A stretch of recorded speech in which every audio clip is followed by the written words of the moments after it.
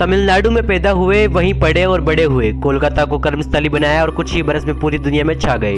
वे PG कर रहे थे तो जीवन का पहला शोध पत्र लिखकर प्रोफेसर को दिया। समय के अभाव में जब तक वे पढ़ पाते, शोध पत्र एक मैगजीन में छप गया। उस पर नजर पड़ी ब्रिटेन के जाने माने वैज्ञानिक बेरेंट रेले की। उन्होंने पढ़ा और इतने खुश हुए कि डियर प्रोफेसर लिखकर पत्र भेज दिया। एक मास्टर्स के स्टूडेंट को विदेशी वैज्ञानिक की ओर से इससे बड़ा सम्मान भला क्या ही हो सकता है। शायद उन्हें लगा हो कि इतना बेहतर कोई प्रोफेसर ही लिख सकता है, कोई विद्यार्थी नहीं, पर सच यह नहीं था। तो नमस्कार साथियों, मेरा नाम है रुपेंद्र सिंह और आज हम एक ऐसे ही वैज्ञानिक के बारे में बात करने वाले हैं जिसने चांद पर पानी की खोज में एक अहम भूमिका निभाई है।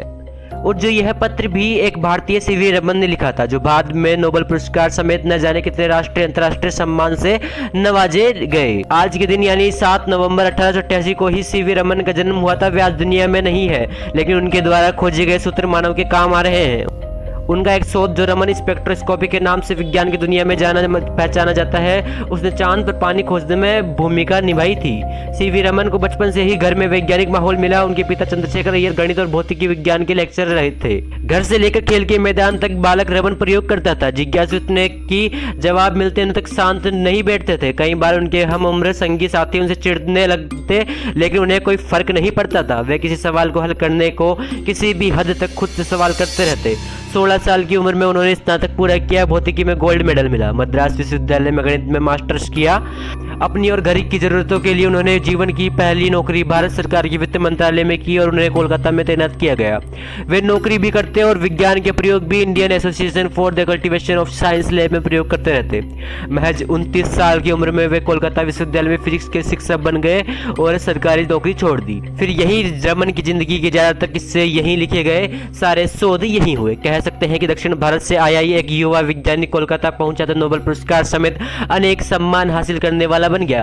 क्लासरूम, लैब यही उनके दो ठिकाने हुआ करते थे। जब वे थक जाते थे तो वे संगीत की शरण में जाते थे। उन्हें संगीत भी अच्छा खासा आता था। साल 1919 में Indian association for the cultivation of science ने उन्हें मानद प्रोफेसर और मानद सचिव के 2 पद एक साथ मिले।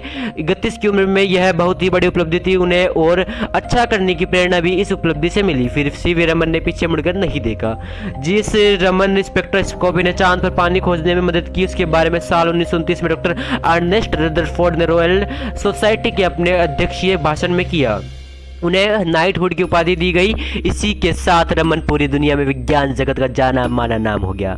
कम लोगों को पता है कि जिस रमन इफेक्ट के लिए दुनिया में वे मशहूर हुए, उसका ख्याल उन्हें तब आया जब भी जहाज से ब्रिटेन जा रहे थे। जहाज भूमध्य सागर से गुजर रहा था तो उनका ध्यान नीले रंग के पानी पर गया।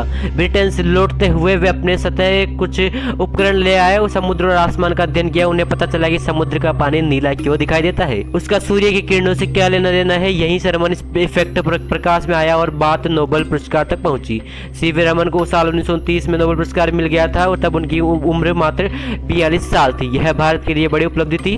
रमन प्रभाव यह बताता है कि जब भी प्रकाश किसी पारदर्शी पदार्थ से होकर गुजरता है तब उसका कुछ हिस्सा बिखर जाता है और इस तरह उस पदार्थ का रंग बदल जाता है। रमन स्पेक्ट्रोस्कोपी का इस्तेमाल आज भी पूरी दुनिया में रासायनिक प्रयोगों में हो रहा है। कैंसर का पता लगाने में भी इसकी भूमिका है। भारत सरकार ने 1986 में 28 फरवरी को राष्ट्रीय विज्ञान दिवस के रूप में मनाने की घोषणा की थी। यह रमन इफेक्ट के सम्मान में किया गया। उन्होंने 1932 में क्वांटम फोटोन स्पिन की खोज की, जिसमें उनके साथ सूर्य भगवंतनम भी थे। साल 1933 में इंडियन इंस्टीट्यूट ऑफ साइंसेज में प्रोफेसर बन गए और वहां 15 साल तक लगातार शोध में लगे रहे।